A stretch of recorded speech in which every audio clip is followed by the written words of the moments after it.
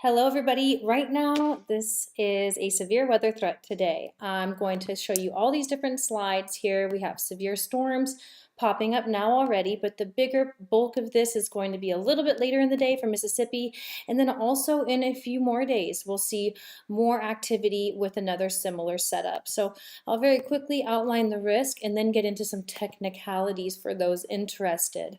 So right now, there is finally some of this moisture coming up from the Gulf of Mexico. If I play this out, we can also see where the lightning is. There have been storms in Arkansas with quite a bit of lightning. I mean, that is a lot going on there.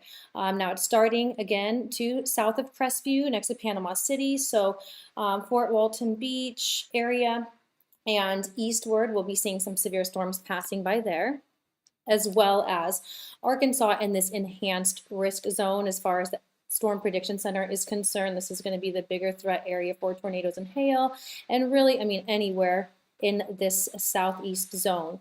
And what will be causing that is the different wind shifts that are going to be coming out throughout the day. So stronger and stronger winds, and in the next few hours, we're looking at about 4 p.m. Mississippi for the stronger storms, in my opinion. And then by 6, 7, all the way up until 10 p.m. or so for this northern part of Alabama. Now with that lightning, I want to point out something I'm studying and paying attention to is lightning forecasting. I've been able to do this using some space weather data. I'm a student in space weather right now. So this here is showing us that there were some M-class flares coming off of the sun. Right here is where you can see the sunspots. A lot of the active sunspots are Earth facing right now, meaning that when they go off and some little sparks occur on the sun, it can send radiation to us. That radiation can in turn ionize our ionosphere, give it some more charged particles that will increase our lightning production. So be aware that this is going to be an extremely lightning-filled storm coming here. And here at the surface, we have a lot of southerly winds, so that increases moisture values.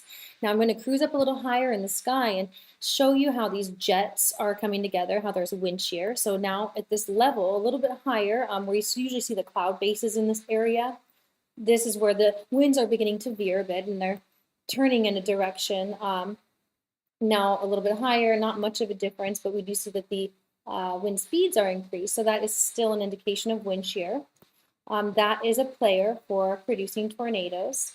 And the other player here is higher in the sky. And then what will also be coming down at the surface where we have the warm and moist air meeting cool, dry air. So here are some jet streams, the high upper level jets. This is up where cloud tops are, oftentimes when we have strong storms.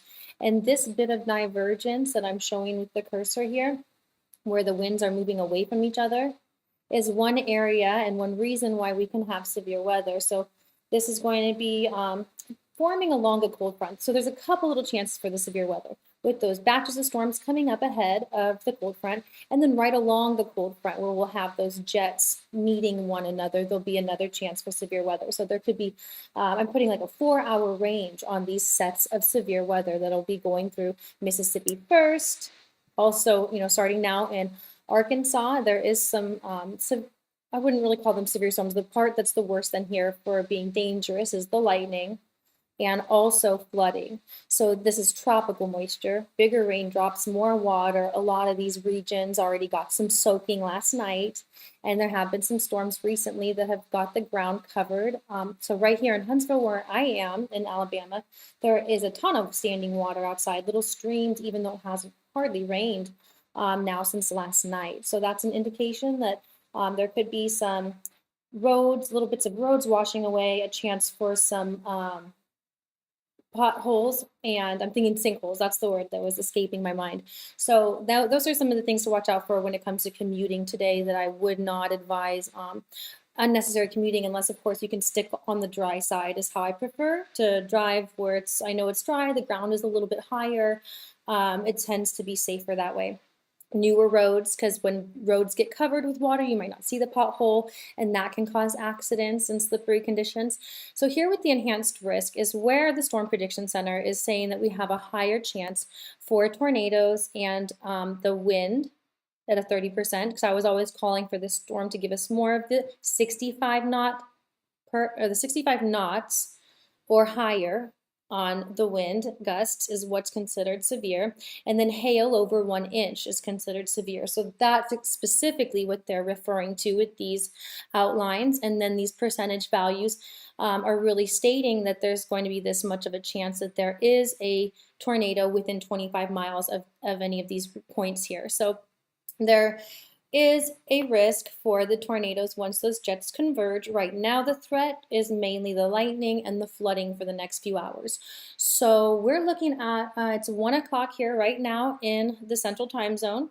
I had been saying about 3, 4 o'clock in Mississippi, we'll start to have some of the more severe weather. So I do believe that is still on track with the timing.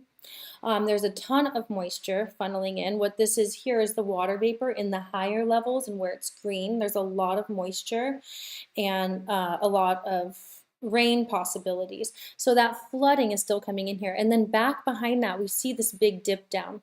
Washington is in for another big snowstorm, and that will definitely drift in. There's even snow in Tahoe again right now with another convergence of jets. Those are those high upper level ones that can cause the severe weather. So that will be our next big weather maker in the southeast for severe weather coming up on Saturday. And so for today, there's already some drenchings coming in.